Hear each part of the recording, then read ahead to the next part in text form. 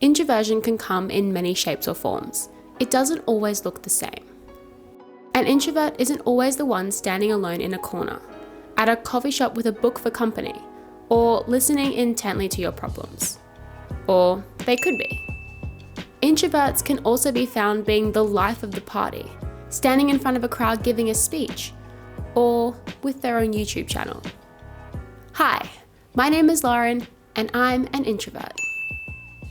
When I was growing up, I always felt like the quiet, shy one that maybe didn't quite fit in. I always felt like I was being encouraged by my friends and teachers to be louder, more confident and sociable. And I tried. I really did. But I always found it so hard and couldn't understand why I found it harder to be this way than it seemed to be for other people. They seemed to just love being loud and the center of attention, and I was just never that way. And when I was young, I had no idea what being an introvert or an extrovert meant. All I knew was that people were constantly telling me that I was really shy. But what I want to share with you today is what I now know and why I am proud as hell to call myself an introvert. So we can split the population into 3 types of people in terms of their response to stimulation. Introverts tend to turn inward mentally. They feel energized by alone time and operate well in quieter spaces. Extroverts, on the other hand, prefer to be surrounded by larger groups of people and are stimulated in social environments. And ambiverts are a middle ground between the two. They will operate as an introvert in lowly stimulating environments, whilst as an extrovert in highly stimulating environments. So being shy isn't actually a mandatory quality of an introvert. Shyness more so refers to the fear of social judgment. It just happens that I am also shy.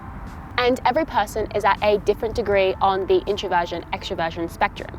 And studies are yet to actually find someone that is 100% an introvert or 100% an extrovert. For example, according to the Myers-Briggs test, I am 68% introverted and 32% extroverted. But going back to my experiences with this spectrum as a child and teenager, I definitely did feel pressures to be more outgoing and confident. And these pressures came from external figures like my teachers, role models, and friends. And because they came from people that I valued so much at the time, I developed this internal pressure to ensure that I fit in and therefore display these qualities as well. And I've never actually thought that it's bad for me to be pushed out of my comfort zone and try new things, especially as a kid. But because I found it so difficult to be this way, it made me dislike the qualities that I did possess and just wish that I was different. But as I've gotten older, I've realized what an actual gift my introverted qualities are. Even when I was in primary school, I noticed that for some reason people always seemed to come to me when they had problems, whether it was fighting with a friend or just telling me their secrets or wanting advice. For some reason, people always seemed to come to me. And this continued throughout high school as well, when I was always there when someone needed me, keeping them on track with assessment and just checking in to see how they were doing. So I believe that introversion has blessed me with 3 incredible gifts: the ability to listen, the ability to observe, and the ability to feel. Being a good listener has allowed people to feel much more comfortable around me much more quickly. I'm able to remain attentive and understand them and offer them the best advice that I can give them.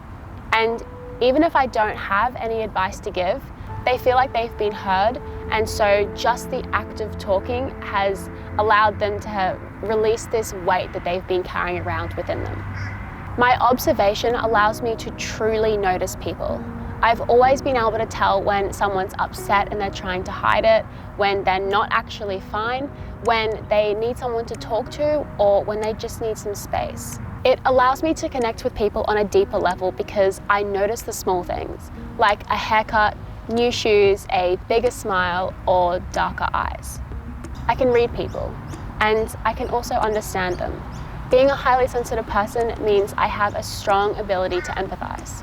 I can connect with people on a deeper level because I not only listen to them, but I can also understand the emotions that they're feeling. And in addition to this, I can usually see the other side, the other person's point of view, and are therefore able to offer these people differing emotions and hopefully humanize these feelings so they can see the whole picture as well. My extreme sensitivity was the quality that I disliked the most about myself when I was growing up. I thought it was a weakness to be so emotional and react so strongly to stimuli around me. But thankfully, now I realize that how valuable this quality is, because I can see so much beauty in the world and really soak it up and just be able to help as many people as I can. And like my sensitivity, all of these qualities come with a flip side. Being a good listener is great until I don't feel like I'm being heard, or I feel like I'm absorbing everyone's problems and then carrying them like a dead weight inside of me. My observation allows me to see people, but in turn, sometimes I don't feel like I'm being seen. I can also notice so many things and not be able to do anything about so many of them. And so I'm being bombarded by information left, right, and center.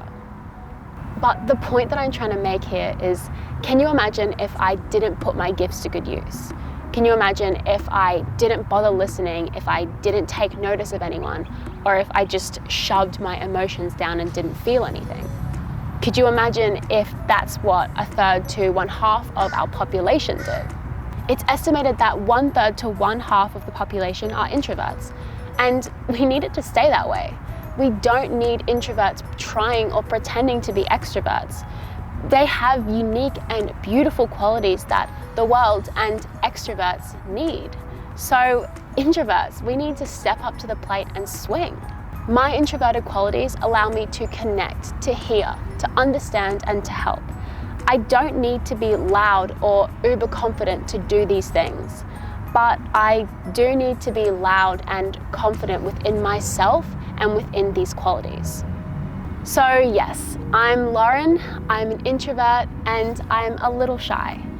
Maybe I'm not super confident, and maybe I don't speak up all the time, but that is only the start of who I am. Okay, so that wraps this video up. Thank you so much for watching. If you're an introvert watching this right now, own your gifts. You were put on this earth for a reason, exactly the way you are. Own your qualities, own your uniqueness, you can do it. I upload new videos every Thursday, and I really can't wait to see you in the next one. I hope you found value in this video. Bye!